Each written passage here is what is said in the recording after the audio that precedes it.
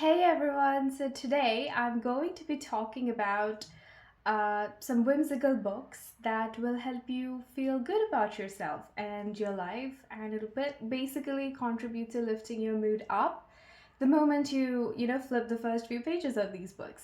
They're very heartwarming, they're very cozy, and like I said, whimsical. Some of these books you can just pick up and finish over the weekend.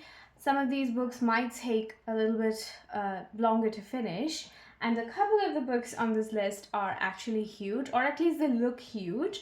But when you start reading these books, I mean, you'll realize that it's not really that difficult to get through, and you can actually finish even the bigger ones over like 5 6 days. If you have some time in your hand, you can just read nonstop and finish it over the next 3 4 days or so.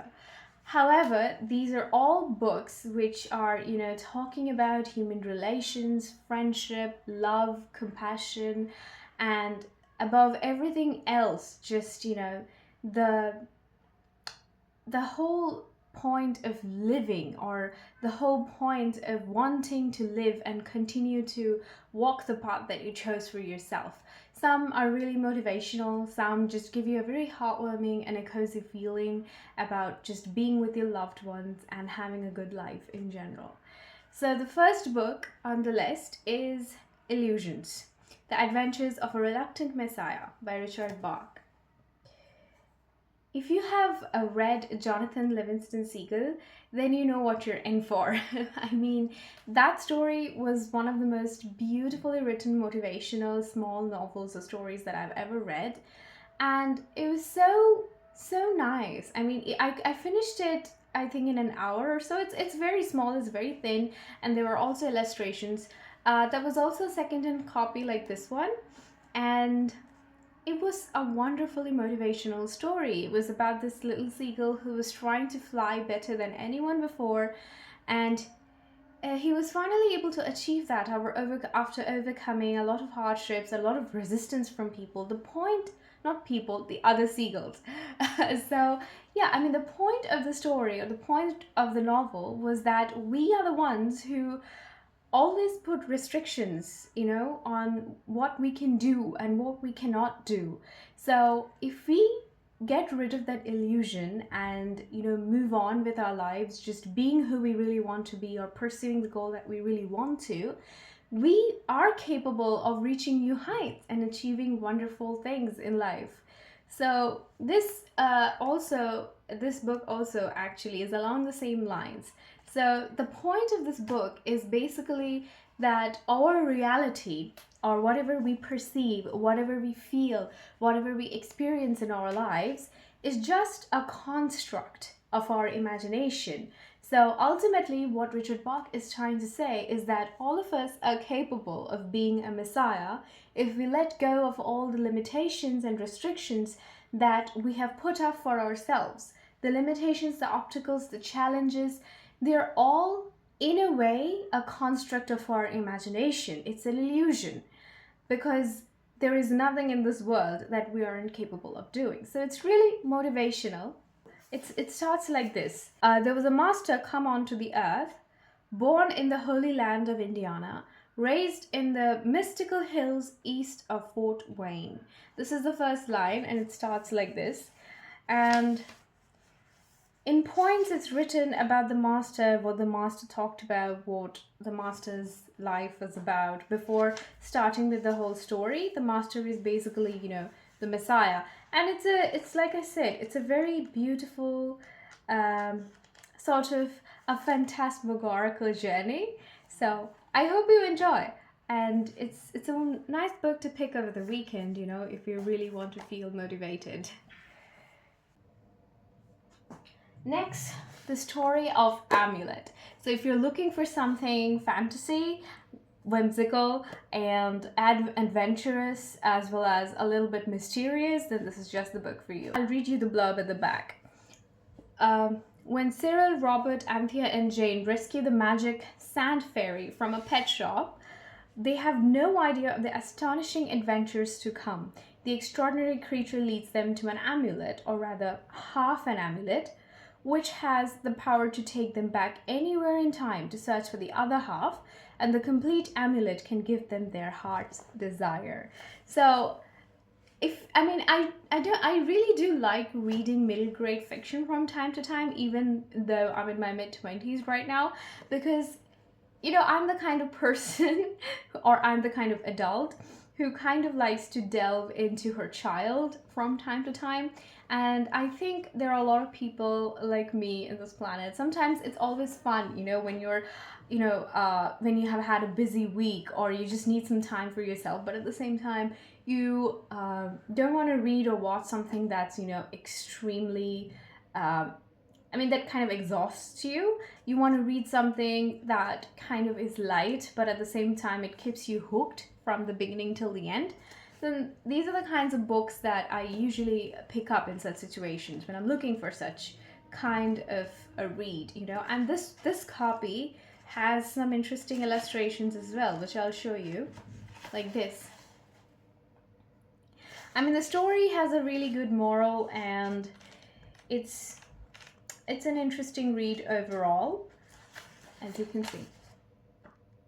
If you even if you are downloading it and reading online, and that copy, even if that copy doesn't have illustrations, it'll still be a nice read nonetheless to get you through this particular point in your life, maybe when you're just trying to take a break, relax, and read something fantasy adventurous, fantastical adventurous, something like that, that kind of keeps your that's able to keep your attention, hold your attention, but at the same time that's really relaxing in a way, right? So that's the story of Amulet. And these kinds of books also make me feel a little bit nostalgic about my childhood. Even if you haven't read this book, I'm pretty sure reading these kinds of whimsical books always take you back to your childhood, and that's a wonderful feeling. The next book on the list is The Secret Garden. Of course, I had to put this book on the list because it's so cozy and it's so heartwarming. I remember reading this book as a kid, like non-stop, and I couldn't stop until I finished this book. It starts off a little bit sad, but how things pan out and evolve in the book till the very end, it just gives you such a warm and a cozy feeling. And especially, it's a book to pick up when you're feeling down and when you don't feel like doing anything. You just feel like, sitting there, and sometimes we feel like sitting there and moping about things that's not going our way. In such times, I think it's better to pick up a book like this, because not only are books like this really motivational, but they also overall make you feel really good about just being human, It's also about love, friendship, and just human connection in general. I'll read you the blurb at the back. People never like me, and I never like people, Mary thought. That's the protagonist. When Mary Lennox is sent to Misselthwaite Manor to live with her uncle every day, says she is the most disagreeable looking child ever seen. It is true, too. Mary is pale, spoiled, and quite contrary, but she's also horribly lonely. Then one day she hears about a garden in the grounds of the manor and has been kept locked and hidden for years. And when a friendly robin helps Mary find the key, she discovers the most magical place anyone could ever imagine. And the way it ends is absolutely wonderful. It'll make you feel so warm and cozy inside. Like you will be teleported right back to your childhood, and that kind of an innocent, warm feeling that you have, as a kid, thinking about fairies and magic and all this beautiful fantasy oriented things that eventually when you grow up you realize it's not real and it couldn't have been ever. But what's the harm in reading books and imagining yourself being a part of that world, right? So yeah, see, I'm still wearing a Harry Potter jumper, so I'll never get over Harry Potter. I'll just never. Okay, that's a thing. That's never happening. So yeah, that's The Secret Garden. This is a really heartwarming book, and I hope you enjoy if you pick up this book. The next book is. This book has become so famous. Like literally, I have come across so many reels, either about the BBC series, the animated series of this book, or somebody talking about this book or quoting something from the book. I read this book with my mother like a couple of days back while I was sick, and honestly, this is a wonderful read. Doesn't matter, as you know, the author says in the beginning, it doesn't matter if you're 8 or 80. This book is literally for everyone, and I agree, it is. It's a wonderful book. And the art style is so mesmerizing. I think it's drawn with ink, like ink pen, like a sort of like a rough sketch. But there are also watercolor and everything. So it's wonderful, you know. There's such amazing artistic representations of, you know, the story. It's actually the boy, the mole, the fox, and the horse, and the story is about them. There's no story as such. It's just, you know, there are conversations about life, about friendship, about love, compassion, and empathy. Also about never giving up in life, having the motivation to move on, about kindness. Kindness is a big theme in this book. And there's one part where I think the mole or the horse, I don't remember, who's asking the boy, you know, what do you want to be when you grow up? I think the mole is asking the boy. And the boy is saying, I just want to be kind. So, you know, it's really good. We, as we grow up, you know, we forget to think like this about the world around us, about the people around us. We always overcomplicate everything, every relations that we have, and the life that we're leading. So books like this always remind us that, you know, you should never let go of the child in you. You should always, you know, imagine and be whimsical and just, you know, believe in things that kind of look like impossible at the first go, because sometimes when you believe in things, they do come true. I mean, sometimes they do, and there's no harm in, you know, having a wish or believing in something, right? That's close to your heart. Or being kind to people without any reason, without any ulterior motive, right? And just, you know, going forth in life, enjoying the little things. The mole is so obsessed with the cake, and there's a wonderful meaning behind that. You know, it's just the little things that give us happiness. We should stick to that. We should not place our bets on particular goals in our life for, you know, experiencing happiness. We can feel happy just by, you know, eating a cake or watching a very fun animated movie at the end of the day, or just reading a book like this. So yeah, I mean, it's a wonderful picture book for kids, as well as, oh my god, this is so beautiful. This is so beautiful, right? So yeah, I mean, the pictures, the conversations between the characters, everything is just so wonderful. I read something, I mean, I can just, you know, this book is like, you can just open a random page and you can just, you know, read. You don't have to go chronologically. I mean, there's no chronology per se, right? So yeah. Sometimes I worry you will all realize I'm ordinary, said the boy. Love doesn't need you to be extraordinary, said the mole. The conversations are very simple, but it just makes you feel so warm and cozy when you read them. Sometimes I think you believe in me more than I do, said the boy. You'll catch up, said the horse. So that's the boy, the mole, the fox, and the horse. It really made me feel so warm and cozy, and it was a wonderful read when I was sick, because I was feeling so nice after having read this, because I didn't feel like reading anything else. I was feeling weak and I couldn't pick up any other novel, so I was like, why not read this book? I recently got it and I loved the copy that I got for myself. So yeah, a few more pictures. I think this is a book that everyone should have, you know. The last two books on this list are actually pretty big. So, I don't know if I can bring them together.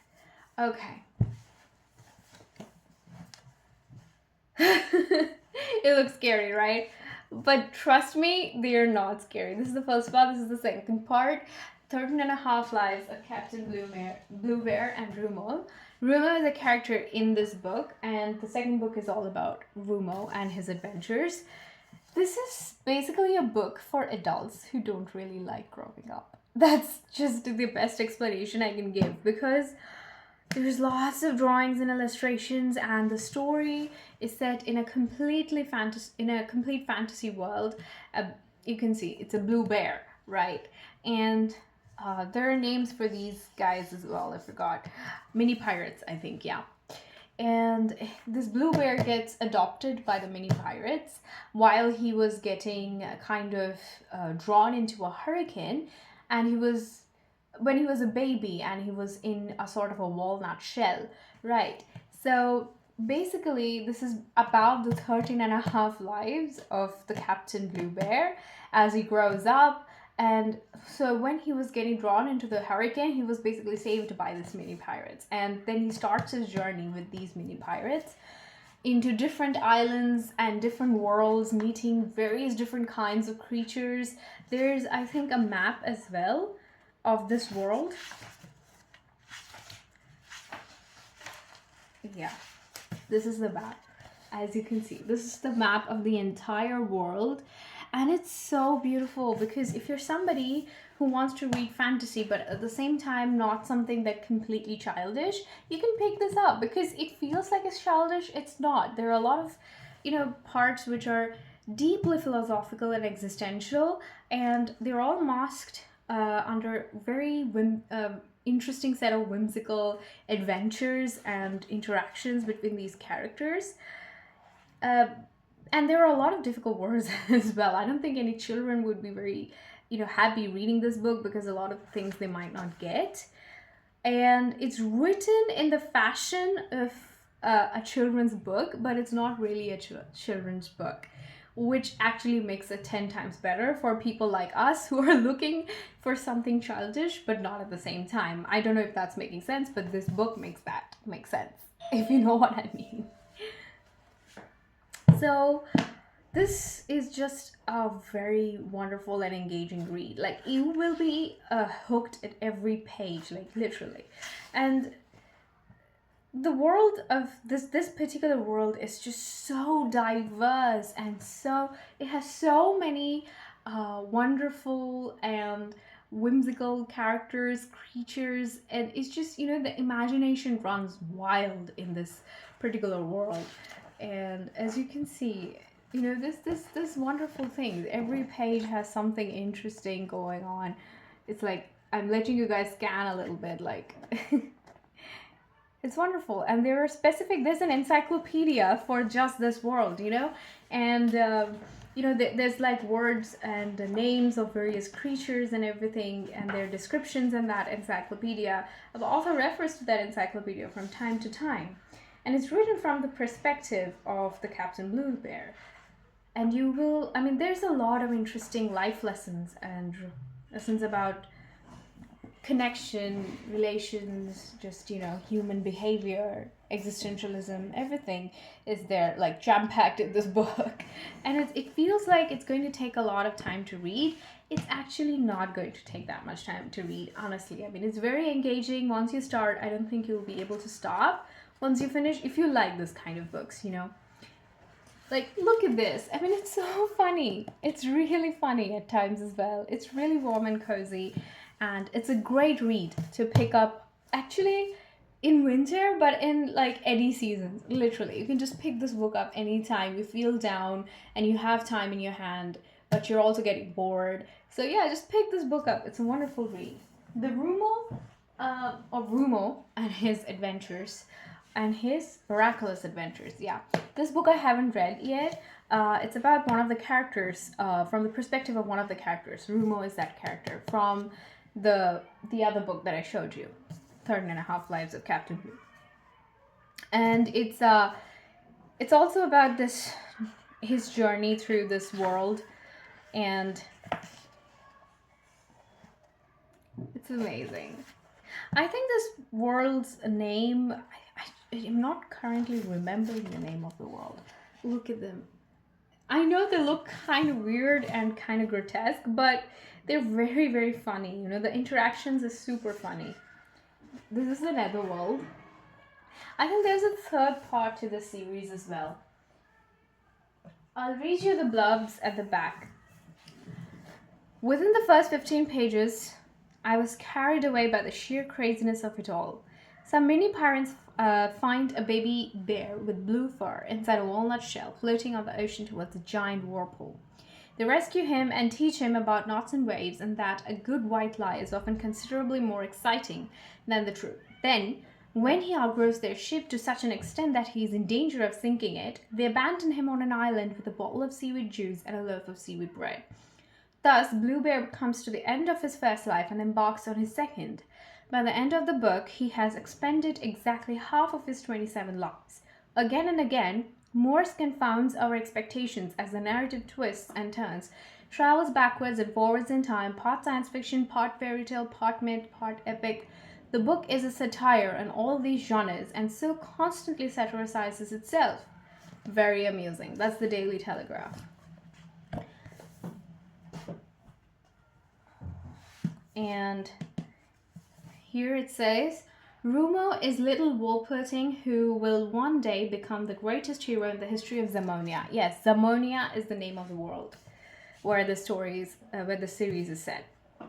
Armed with Dandelion, his talking sword, he fights his way across Overworld and Netherworld, two very different worlds chock full of adventures, dangers, and unforgettable characters, including Rala, the beautiful girl Wolperting who cultivates a hazardous relationship with death, General TikTok, the evil commander of the Copper Killers, Ushan de Luca, the finest and most weather-sensitive swordsman in Zamonia, Professor Abdullah Nightingale, inventor of the Chest of Drawers Oracle, and worse luck, the deadly metal maiden.